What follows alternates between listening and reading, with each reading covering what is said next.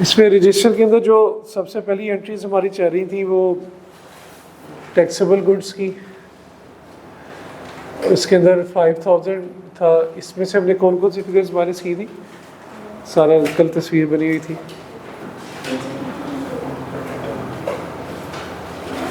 $120 minus किया था, ठीक है। और हमने इसके अंदर से 450 माइनस किया था, और इसके अंदर से क्या माइनस किया था, 200 माइनस किया था। 40 कौन से वाला किया था,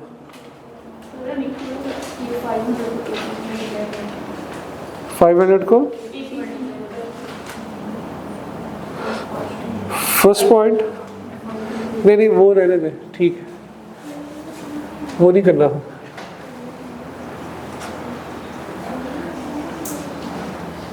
ठीक है, 5000 में से 120 की एंट्री थी। 120 जो था ये पॉइंट नंबर 2 था, बुलेट नंबर 2, 1 का बुलेट नंबर 2, ये 120 एंटर लेस किया था। इसमें 450 पॉइंट नंबर 3 ये एंड लेस किया था, और पॉइंट नंबर 4 लेस किया था 200 का, जो कि अनरजिस्टर को डिस्ट्रीब्यूट किया था, जिसके पास कोई एंटीएन नहीं था। ये 200 यहाँ से लेस करके यहाँ पे डाल दिया था, नो एंटीएन 200। अनरजिस्टर को है ऐसा जिसके पास कोई एंटीएन नहीं है। तो फिर जो अनरजिस्टर को सप्लाई की थी उसका ऊपर आ रही है supply taxable goods to unregister 1500, लेकिन इसमें कुछ ऐसी थी जो एंड कंज्यूमर को की थी 250 की, पॉइंट नंबर 2 जो डेकोरेटिव पर्पस के लिए थी। तो ये 250 यहाँ से माइनस किया था और यहाँ ऐड कर दिया था एंड कंज्यूमर का 250, ठीक है। ये कुछ एंट्रीज हमने कल की थी।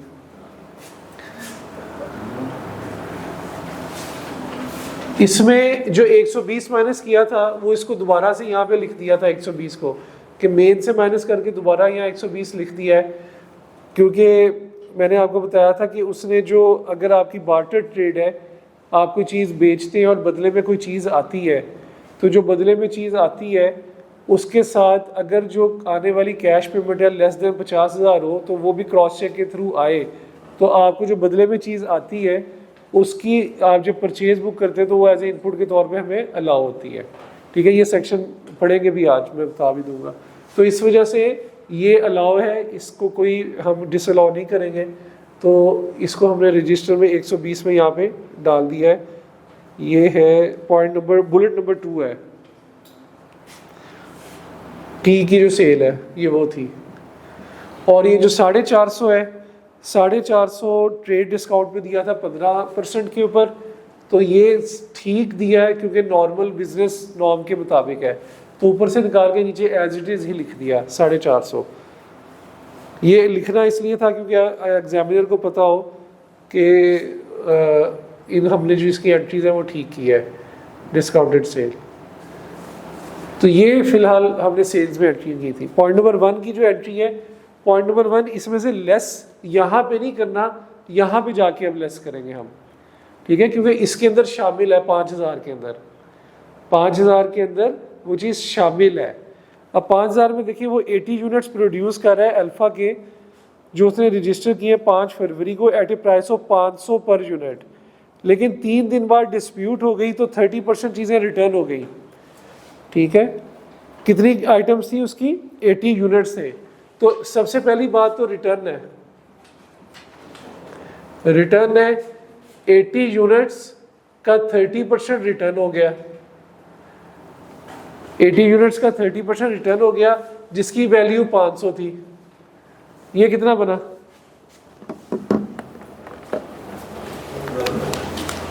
कितना बना,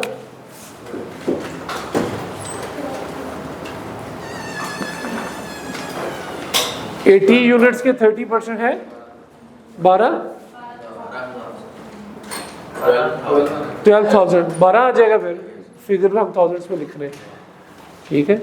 ये हम लेस कर देंगे, ये हमारी सेल रिटर्न है, ये हमारी सेल रिटर्न है। 80 यूनिट दिए थे, उस 80 यूनिट का 30% सारे के सारे वापस आ गए। उस 30% की वैल्यू क्या थी? 500 का 1 यूनिट था, ठीक है। ये हमारी सेल रिटर्न है। तो ये 5000 में शामिल थी, मैंने 12 उसमें से कम कर दी, ठीक है, मैंने 12 उसमें से कम कर दी। आगे रिडक्शन इन प्राइस, इसके साथ जो 70% के साथ हुआ है ना, वो सेल प्राइस में रिडक्शन हुई है। आपने 80 रुपए की चीज बेची थी, 500 रुपए की चीज, बाद में पता चला कि वो 500 रुपए की नहीं है, बल्कि वो कितने की है? 80 रुपए पर यूनिट, 420 रुपए की है। तो आपने ये प्राइस को रिड्यूस करना है। 500 की चीज दे दी थी कस्टमर को, लेकिन बाद में पता चला ये तो चीज 500 की थी नहीं, ये कितने की थी? 420 की। तो जो 80 यूनिट थे उसका 70% जो है वो कितने से कम कर दूंगा? 8 रुपए से, 8 रुपए 80 रुपए से कम कर दूंगा, ₹80 पर यूनिट, ठीक है। क्योंकि इसके अंदर वो 500 से शामिल है, तो मैंने 80 रुपए से उसे कम कर देना। ये कितना बन गया? 4.48। ये इसकी फिगर्स बनी, लगी समझ? तो ये बेसिकली ओवरऑल आपका से 1500 मनफी ये 1250 आ जाएगा, ये 200 आ गया। ये आपकी सेल्स थी टोटल। इसके अंदर अब मेरा नहीं ख्याल कि इसके अंदर कोई चीज रह गई है।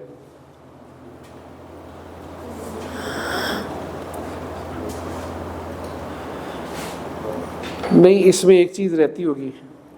पॉइंट नंबर 8, 5, 6, 7, 8, पॉइंट नंबर 8 में आए। ये उस दिन भी डिस्कस हुआ था। कंस्ट्रक्शन मटेरियल था 2 मिलियन का, that has been purchased during the month. 60% of the material was used for the renovation of the factory and the remaining was sold at a markup of 20% on the cost. The goods are ready, however the customer has not yet picked up the goods due to an emergency. मुझे एक बात बताएं, हमने ये बात पढ़ी थी कि ये जो चीज़ है, दीवार है, ये कंस्ट्रक्शन मटेरियल, इसके अंदर जो भी ऐड है अगर वो खरीदते हैं तो उसमें इनपुट अलाउ नहीं है। इसमें पेंट है, इसमें ब्रिक है, इसके अंदर सीमेंट है, इसके अंदर तारे हैं, वट एवर द केसेस, वो इसमें अलाउ नहीं है। लेकिन अगर यही चीज़ इस इंटेंशन से ले ली जाए कि अभी खरीदने बाद में बेच देंगे, तो फिर उसमें अलाउ है। अगर वो सेल रीपरचेज के लिए इस्तेमाल हो जाए तो फिर उसके ऊपर वो चीज़ अलाउ हो जाए। तो उसने ये चीज़ खरीदी, 60% इस्तेमाल की जिसमें इनपुट नहीं मिलेगा, लेकिन बाकी 40% से सेल कर दी। तो अब आप ये देखें, 60% ऑफ द मटेरियल, यानी कि अगर 2 मिलियन था और यहां पे लिख लूं मैं, हाँ चलो यहां लिख लेता हूं, 2 मिलियन था, इसका 60% तो उधर यूज हो गया, तो इसका 40% कितना बनता है? 8 लाख बनता है। अब 8 लाख के ऊपर आपने 20% कॉस्ट, 8 लाख आपकी कॉस्ट है, 20% उसका मार्जिन ऐड कर दें, 8 लाख का 0.110, या फिर इसको सिंपल 1.20 कर दें, कितना बन गया? 960। लगी समझ? वो तो बाद में लगाएंगे ना, 18। ये तो इनपुट की बात करो, ये तो मेरा सप्लाई है, taxable supply, working 3 taxable supply, ये तो वर्किंग 3 है मेरी। लगी समझ इस पॉइंट की? 2000 का 40% मैंने सेल कर दिया, तो जो चीज मैंने खरीदी और खरीद के सेल कर दी, उसमें मुझे फिर उस तरह से टैक्सेशन को डील करना है, ठीक है। तो 2000 का 40% का 1.20%, उसमें 20% कॉस्ट डालनी है, तो सेल टैक्स हमेशा आपका प्रॉफिट मार्जिन ऐड करके उसके ऊपर बनता है। मिसाल के तौर पे अगर मेरी 100 रुपए की चीज़ बन रही है, ये मेरी कॉस्ट है, इसके ऊपर मेरा प्रॉफिट है 10 रुपए का, तो चीज़ बनेगी 130 की, टोटल प्राइस मेरा जो सेल टैक्स लगेगा 18% का वो 110 पे लगेगा, ना कि 100 रुपये पे। तो जो मैं सेल टैक्स लगाता हूं उसमें प्रॉफिट मार्जिन ऐड होता है, ठीक है। इसी तरह अगर कोई ऐसी चीज है जो कस्टम ड्यूटी वगैरह है तो वो भी इसमें ऐड हो जाएगी, मार्जिन भी ऐड होगा और कस्टम ड्यूटियां भी ऐड हो जाएगी। तो ये इस पॉइंट के ऊपर इसने यहां लेके गया था, ठीक है जी। इसका भी टोटल करें जरा, 5000 माइनस 120 माइनस 450 माइनस 200, इसका भी टोटल कर ले। 4230, इस सारे का टोटल कर ले, सारे का टोटल क्या बन रही है मेरे पास?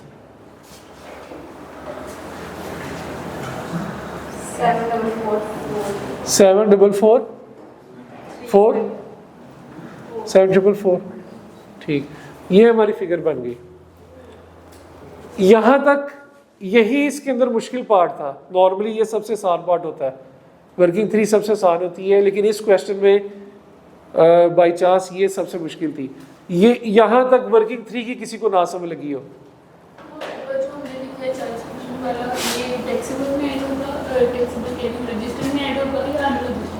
अनरजिस्टर्ड तो नहीं ना उसने कुछ लिखा, आप अदर्स, रजिस्टर्ड और अदर्स का एक ही है ना, तो आप इसी में ऐड कर लेना। देखिए इसके अंदर मैंने एंड कंज्यूमर भी डाल दिया है, इसके अंदर मैं टी वाला भी डाल दिया, डिस्काउंटेड भी डाल दिया।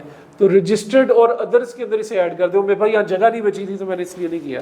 अनरजिस्टर्ड में सिर्फ प्योरली अनरजिस्टर्ड ही है, ठीक है जी। इस वर्किंग 3 की समझ लग गई है सबको? हाँ जी हमजा, वो पीछे वाले हमजा, आप वो लास्ट में लग गई वर्किंग 3 की। आगे चले, परचेजेस के ऊपर बात करते हैं। गुड्स वर्थ रुपीज, पहला पॉइंट हो गया, दूसरा हो गया और 8वां आधा हो गया। अब आगे चलते हैं। Purchases from registered suppliers include good worth rupees 5 lakh purchase from Jat brothers. Purchases from registered suppliers include, ये जो ऊपर परचेजेस की हेडिंग है उसमें देखा taxable goods from registered supplier, ये 1900 की बात कर रहा है। इसके अंदर कह रहा है कि 5 लाख वो शामिल है जो जाट ब्रदर से लिए हैं। The goods were delivered to GA on 15 December 2022, ठीक है, 15 दिसंबर 2022 को गुड्स डिलीवर हुए थे। However, input could not be claimed in December due to non-availability of invoice. The invoice was received on 5 फरवरी 2023। उसे दिसंबर में जब चीज़ खरीदी तब इनपुट क्लेम नहीं किया, इनपुट उसको मिला 5 फरवरी 2023। तो कितने दिन चांसेस होते हैं इनपुट क्लेम करने के?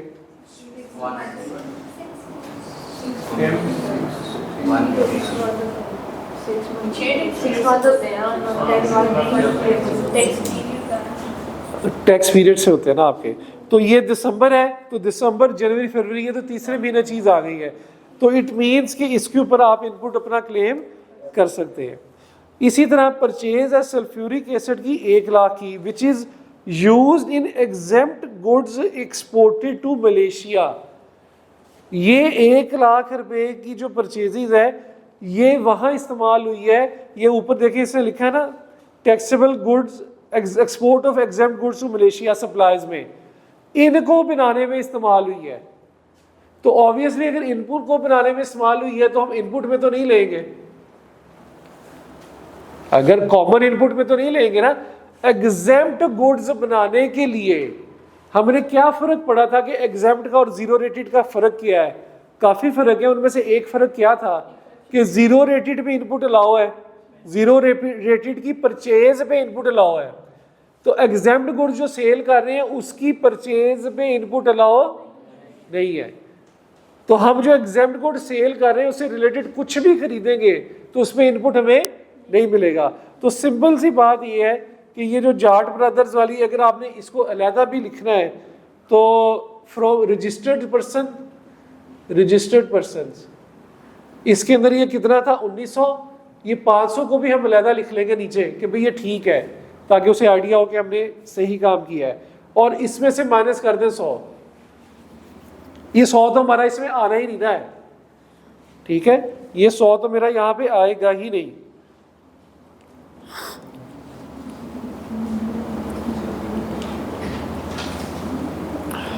$500 को अलहदा से मेंशन कर देंगे, परचेज फ्रॉम जाट ब्रदर्स 500। इसके अंदर कोई और एडजस्टमेंट है नहीं, तो जरा 18% करके इसका इनपुट यहाँ लिख देंगे, क्योंकि इसमें हमने इनपुट लेना है ना। ये तो सिंपल 500 ठीक है, कोई ऐसी प्रॉब्लम वाली बात नहीं। आगे वो ब्रैकेट ऊपर वाला रहने दें, शायद उसमें कोई और एंट्री भी है। Purchases of electric items amounting to 70,000, 30% were of inferior quality and were return.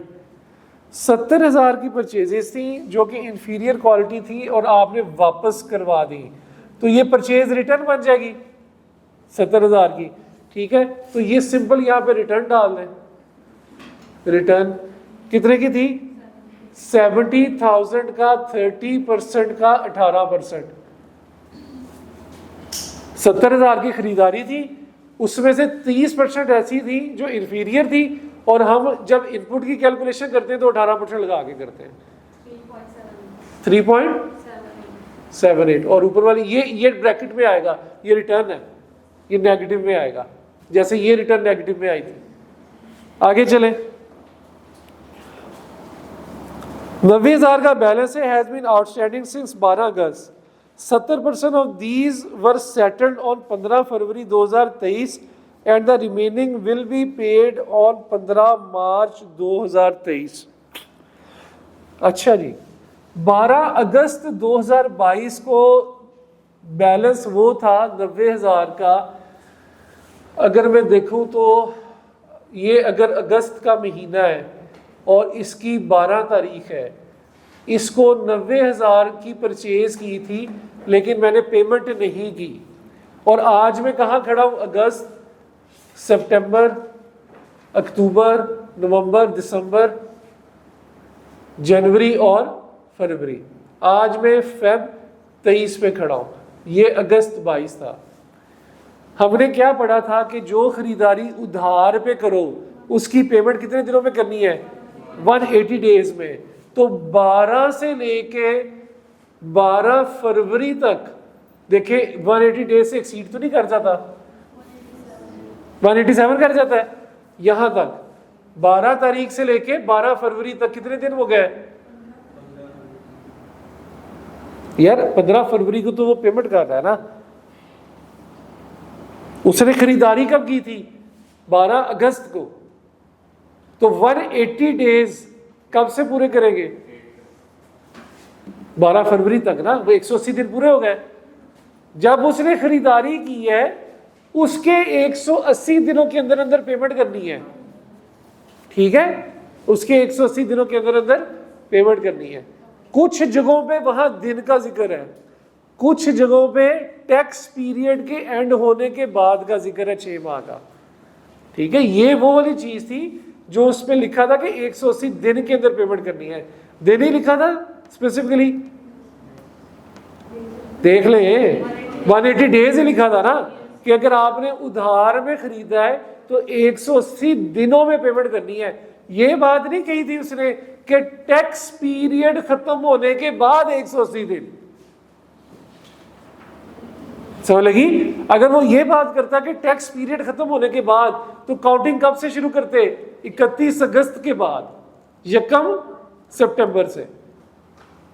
बात समझ लग रही है? यहां पे टैक्स पीरियड का नहीं कहा था उसने उधार में। उधार में उसने कहा था कि जब खरीदारी की तो 180 दिनों के अंदर अंदर पेमेंट करनी है। तो 180 दिन 12 फरवरी को पूरे होते हैं। तो वो इस वजह से अब ये उसको क्लेम नहीं मिलेगा। 90,000 has been outstanding, 70% of these, बस ये उसने क्लेम किया हुआ, ये रिवर्स बैक कर देंगे।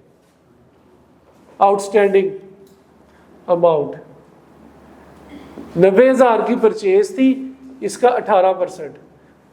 उसने परचेज का इनपुट तो क्लेम कर लिया ना, तो इसका 90,000 का 18% निकाले। 70% ऑफ दीज वर सेटल्ड, नहीं इसका भी 70% लेंगे। 90,000 का भी आप 70% लेंगे, नहीं बल्कि इसका 70% भी नहीं लेंगे, 90,000 का पूरा लेंगे। 90,000 का सूद पूरा ही लेंगे। 70% ऑफ दीज आर सेटल्ड का मतलब ये है कि 90,000 में से 70% इसने अब सेटल कर दी, 30% अभी करनी है। ठीक है, तो 18 कितना बनता है? 16.2। ये भी लेस कर देंगे। लगी समझ बात की? हमजा लगी बात? पीछे वाले हमजा लगी बात?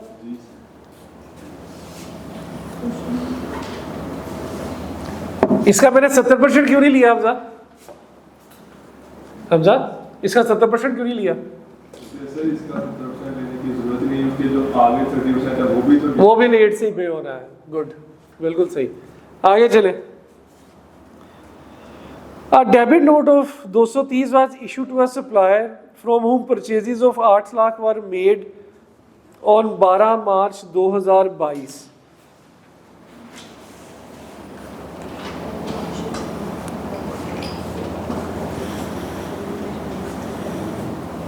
इस पॉइंट से अगले पे आए। Machine was acquired for 28 lakh. The machine is solely use for making exempt goods for local cell.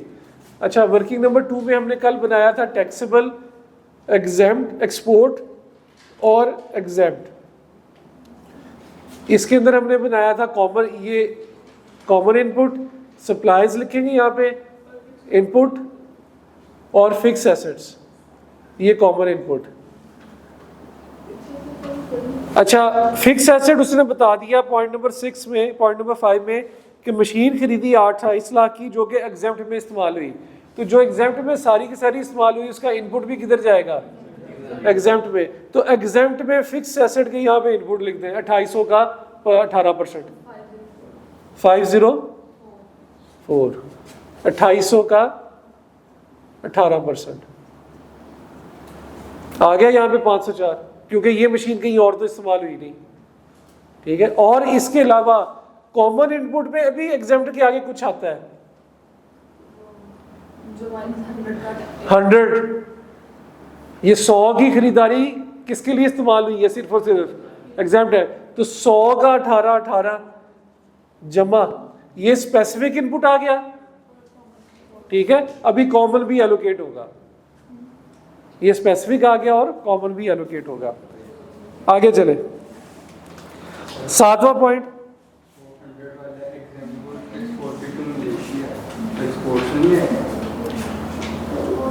नहीं, exempt good export to Malaysia है।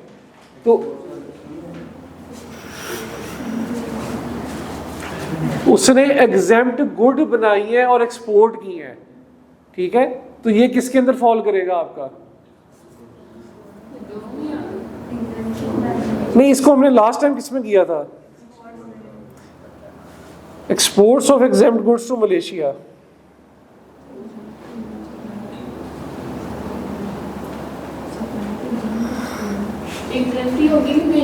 नहीं, एक मिनट ठहरे। Export of exempt goods to Malaysia, ये इन्होंने चीज़ें एक्सपोर्ट की हैं मलेशिया में, और इसकी खरीदारी के लिए इसने एग्जेम्प्ट आइटम्स इस्तेमाल किए हैं जो कि 100 रुपए के आते हैं। नहीं, सही कह रहे हैं, इस तरह उसमें भी आएगा। ये एक्सपोर्ट्स में ही आएगा। सॉरी, इसको उधर कर लें, ये एक्सपोर्ट में ही आएगा। अच्छा, ये एक्सपोर्ट में क्यों आएगा? ये अच्छा सवाल है। हमारी एक्सपोर्ट क्या है?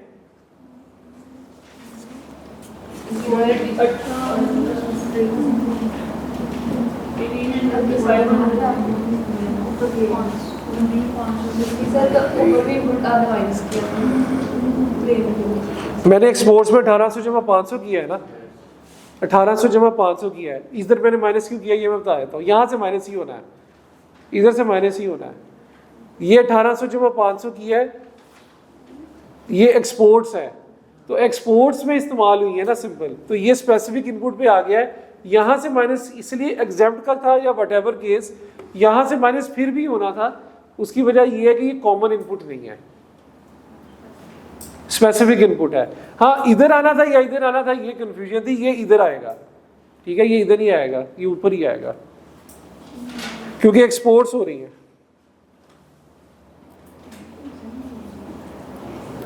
1,50,000 का सप्लाई किया इलेक्ट्रिसिटी टू द फैक्ट्री। हाँ जी, ये हो जाएगा, इस पे इनपुट क्लेम होगा। अगर आप एग्जेम्प्ट गुड्स एक्सपोर्ट कर रहे हैं, एक बात कहीं पे लिख लें, ये कंफ्यूज करती है बार बार। अगर आप एग्जेम्प्ट गुड्स एक्सपोर्ट कर रहे हैं तो ये एक्सपोर्ट ही है। अगर आप एग्जेम्प्ट गुड्स एक्सपोर्ट कर रहे हैं तो ये एक्सपोर्ट में आएगी, ये एग्जेम्प्ट में इसका शुमार ना करिएगा, ये बार बार चीज़ कंफ्यूज कर देती है। अगर आप एग्जेम्प्ट गुड्स एक्सपोर्ट कर रहे हैं, ये लिख लें अपने पास कहीं पे एज एन इंस्ट्रक्शन या नोट्स के तौर पे। ये 2-3 क्वेश्चंस में इसने ऐसे पूछी हुई है बात। अगर आप एग्जेम्प्ट गुड्स एक्सपोर्ट कर रहे हैं तो ये एक्सपोर्ट्स के अंदर ही फॉल करेगा। वर्किंग 2 में अगर आप एग्जेम्प्ट गुड्स एक्सपोर्ट कर रहे हैं तो इसको एक्सपोर्ट ही कंसीडर करेंगे।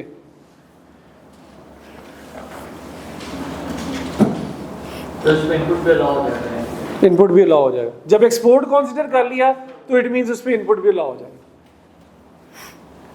तो ये बेसिकली कल लिखा था 1800-500, आज वो लिखा नहीं ना, इस वजह से कल हमने 1800 जमा 500 किया भी था। कोई नहीं, लेकिन वो ये चीज़ आप एक दो अपने पास कहीं पे जॉट डाउन कर लेंगे तो हो जाता होता है ये।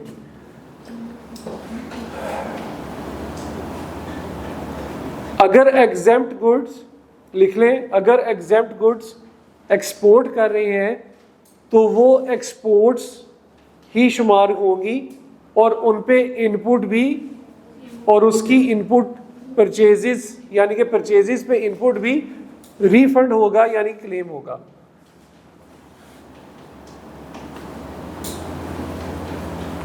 जब आपने एक्सपोर्ट कंसीडर कर लिया तो इट मींस एक्सपोर्ट को बनाने में कुछ भी इस्तेमाल हुआ है तो वो इसमें आएगा। 100 तो मैंने डिसअलाउ किया यहाँ पे। 100 डिसअलाउ होना ही होना है। 100 डिसअलाउ इसलिए होना है क्योंकि हमारी ये वर्किंग क्या होती है, कॉमन इनपुट, ऐसा इनपुट जो इन तीनों को बनाने में इस्तेमाल हुआ है। क्योंकि हम इस इनपुट को इन तीनों पे डिवाइड करते हैं ना, तो ये वो वाला इनपुट है जो तीनों को बनाने में इस्तेमाल हुआ है। मुझे स्पेसिफिकली नहीं पता, तो इस वजह से इस कॉमन में तो वो नहीं आएगा ना। हाँ, जहां वो स्पेसिफिकली पता था उधर लिख दिया। ये मशीन इस्तेमाल हुई है एग्जेम्प्ट आइटम्स के लिए तो उसके सामने लिख दिया, ठीक है। और इसी तरह ये जो मशीन, ये जो 100 रुपये का इनपुट इस्तेमाल किया है वो सिर्फ और सिर्फ ये 500 बनाने में इस्तेमाल किया है, ठीक है, तो वो यहां पे लिख दिया। तो जो स्पेसिफिक है वो यहां लिख देना अलहदा से, इस वर्किंग से निकाल देना। सेल टैक्स है जी 1.5 लाख का, has been paid for the supply of electricity for the factory to the factory of GA. Sale tax में ये देखने की बात होती है कि ये कहीं पे आपका जो है वो उसमें तो नहीं इस्तेमाल हो रहा, ऑफिस के लिए। Has been paid for the supply of electricity to the factory of GA. हाँ, अब देखिए इस सवाल के टॉप में हमने एक बात पढ़ी थी, इस सवाल के टॉप में एक बात पढ़ी थी कि उसका जो फैक्ट्री का एरिया है उसमें 80% जो है, 20% जो है वो रेजिडेंट्स ऑफिस वर्कर्स के लिए भी इस्तेमाल हो रहा है।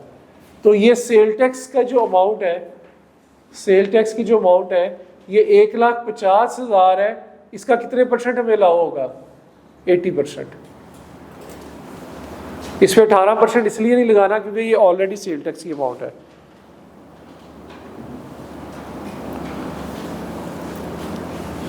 जितनी बिजली इस्तेमाल हो रही है फैक्ट्री के अंदर चीज़ों को बनाने में वो अलाउ है, उसके ऊपर इनपुट अलाउ है। अब उसने बताया कि उसकी फैक्ट्री का 20% लोगों की रहाइश के लिए इस्तेमाल हो रहा है, वो अलाउ नहीं है। उसकी फैक्ट्री का वो एरिया जहाँ पे चीज़ें बन रही हैं वो अलाउ है। तो 80% है, तो ये 80% कितना बना, 27, ये अलाउ हो जाए। 127 होना है, 120 हाँ 120 अकेला बन जाएगा। कैलकुलेटर से भी ख़राब कर रहे हैं।